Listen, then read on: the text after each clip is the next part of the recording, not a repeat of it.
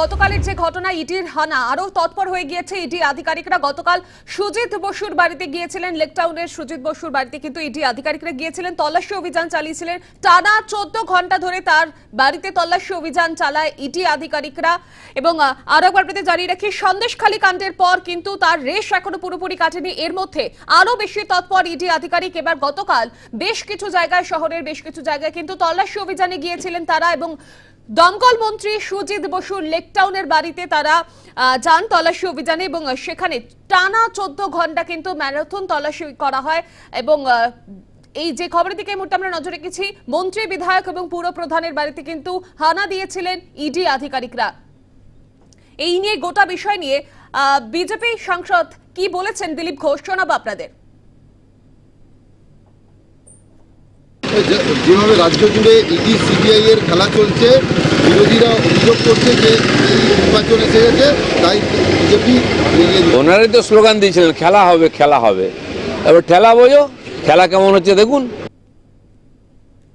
আপনারা শুনলেন না দিলীপ ঘোষ কি মন্তব্য করলেন। আরো একবার আপনাদেরকে জানিয়ে রাখি, লেকটাউনে দমকল মন্ত্রী সুজিত বসুর বাড়িতে কিন্তু তল্লাশি অভিযান চলেছেন এবং সেখানে কিন্তু তাদের ইডি আধিকারিকদের সঙ্গে ছিলেন জওয়ানেরাও, তারাও কিন্তু উপস্থিত ছিলেন এবং বেশ কিছু নথিপত্র কিন্তু বাজেয়াপ্ত করা হয়েছে, মোবাইল ফোন বাজেয়াপ্ত করা হয়েছে সুজিত বসুর। এর পাশাপাশি কিন্তু যে বিষয়গুলো উঠে আসছে, তাপস এবং সুজিত বসু কি বলেছেন সেটাও শোনাবো আপনাদের। সেটা আমি বলতে পারবো না, সেটা ওরা বলবে। আমি আমার রাজনৈতিক জীবনে কোনো দুর্নীতির সঙ্গে আমি যুক্ত ছিলাম না, আজও যুক্ত নয়। সে কোনো দুর্নীতি হোক, চাকরি হোক বা আদারওয়াইজ। যাই হোক, হয়তো আমার কিছু বলার নেই। আমার মনে হচ্ছে এটা কোনো পলিটিক্সের সঙ্গে যুক্ত বলে, রাজনীতি করি বলে হয়তো। আজকে যে ঘটনা শ্রীভূমির বুকে ঘটালো, সিআরপিএফ নিয়ে, পুলিশ নিয়ে, পাড়ার মধ্যে যেটা মনে হচ্ছে যেন একটা কার্গিলের যুদ্ধ হচ্ছে এখানে। এই পাড়াটা কি সেই পাড়া? আপনারা জানেন আমার কাছে ফোন পর্যন্ত নেই। আমার একটা ডিপার্টমেন্ট হচ্ছে fire service and emergency department, ফোনটা পর্যন্ত আবার সিজ করেছে। আমি ইডিকে যত না দোষ দেবো, ইডির অফিসাররা যারা এসছেন তাদেরকে প্রত্যেকেই বলেছি, দেখুন আপনারা আপনাদের সরকারি কাজ করতে এসছেন, আমি আপনাদের কোনো বাধা দেবো না। যা দরকার লাগে, আমি, আমার ছেলে, আমার মেয়ে, আমার বউ, সবাই আমরা উত্তর যা যা বলেছে আমরা সব কিছু উত্তর দেওয়ার চেষ্টা করেছি। অফিসারদের যেভাবে পাঠানো হচ্ছে অফিসাররা সেইভাবে আসছে, নাহলে উনি বলে দিচ্ছেন এর বাড়ি যান, ওর বাড়ি যান, এর বাড়িতে গিয়ে যান, ওর বাড়িতে যাক না। ও যেটা আজকে করেছে শ্রীভূমিতে, কালকে মেদিনীপুরও সেটা হবে। এটা একটু ধৈর্য ধরুন। ও চোর চোর লোককে বলছে, ওর থেকে বড় চোর পশ্চিমবঙ্গে নেই। কারণ ওকে আমি জানি, খুব চিনি, ওর মন্ত্রিত্ব থাকাকালীন কি কি অপকীর্তি করেছে।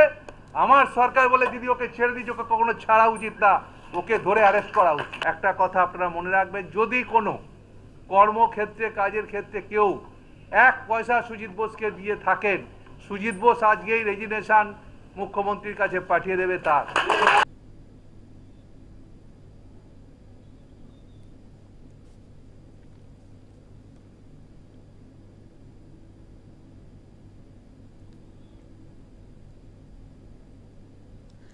এই মুহূর্তে যে খবরের দিকে নজর রেখেছি, দুর্নীতির প্রতিবাদে পথে মিছিল, যদুবাবুর বাজার থেকে এসএসকেএম পর্যন্ত মিছিল। মিছিলের নেতৃত্বে রয়েছেন অধীর চৌধুরী।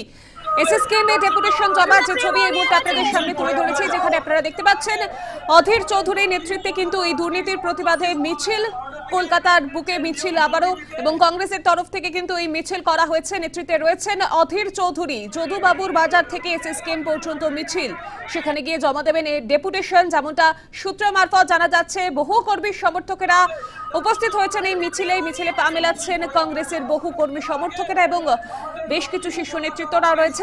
তার মধ্যে রয়েছেন অধীর চৌধুরী, প্রদেশ কংগ্রেস সভাপতি অধীর চৌধুরীর নেতৃত্বেই কিন্তু এই মিছিল, দুর্নীতির প্রতিবাদে পথে নেমেছেন তারা। এবং এসএসকেএম এ গিয়ে এই মিছিল শেষ হবে যেমনটা জানা যাচ্ছে এবং সেখানে গিয়ে তারা ডেপুটেশন জমা দেবেন। যদুবাবুর বাজার থেকে শুরু হয়েছে এই মিছিল। এই মুহূর্তে সেই মিছিলের ছবি আপনাদের সামনে তুলে ধরেছি, যেখানে উপস্থিত রয়েছেন কংগ্রেস প্রদেশ কংগ্রেস সভাপতি অধীর চৌধুরী। তার নেতৃত্বেই কিন্তু এই মিছিল, সেখানে উপস্থিত একাধিক শীর্ষ নেতৃত্বরা রয়েছেন। এর পাশাপাশি বহু কর্মী সমর্থকেরা এই মিছিলে পা মিলিয়েছেন এবং এই মিছিল গিয়ে শেষ হবে এসএসকেএম হাসপাতালে। বিস্তারিত জানবো এই নিয়ে টেলিফোন লাইনে রয়েছেন প্রতিনিধি প্রীতি পাত্র। প্রীতি, কি জানা যাচ্ছে এই মুহূর্তে মিছিলের কি চিত্র উঠে আসছে? প্রথম ভারতীয় যিনি এই পিজি হাসপাতালে ভর্তি হয়েছিলেন তার নাম মাইকেল মধুসূদন। এই হাসপাতালে তাই এই হাসপাতালের সঙ্গে পশ্চিমবঙ্গের ইতিহাস যোগাযোগ বিচ্ছিন্ন হয়ে গেছে, আমরা যোগাযোগ করার চেষ্টা করবো। আর একবার আপনাদেরকে জানিয়ে রাখি, যদুবাবুর বাজার থেকে কিন্তু এই মিছিল শুরু হয়েছে, এসএসকেএম এ গিয়ে মিছিল শেষ হবে যেমনটা জানা যাচ্ছে। আবারও যোগাযোগ করেছি আমাদের প্রতিনিধির সঙ্গে, রয়েছে প্রীতি পাত্র। প্রীতি, কি ছবি উঠে আসছে এই মুহূর্তে মিছিলের?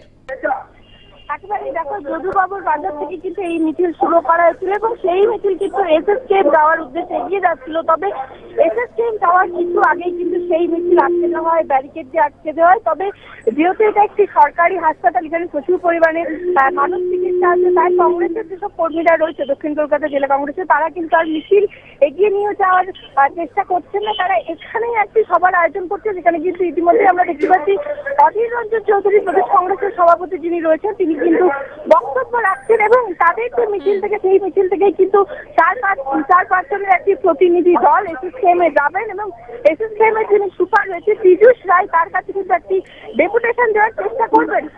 যিনি প্রদীপ প্রসাদ রয়েছে দক্ষিণ কলকাতা জেলা কংগ্রেসের সভাপতি, তিনি কিন্তু পরিষ্কার জানাচ্ছেন যে এসএসকেএম এর যিনি সুপার রয়েছে পীযূষ রায়, তিনি কিন্তু ডেপুটেশন নেবেন না, এমনটাই তাদের জানিয়ে দিয়েছেন।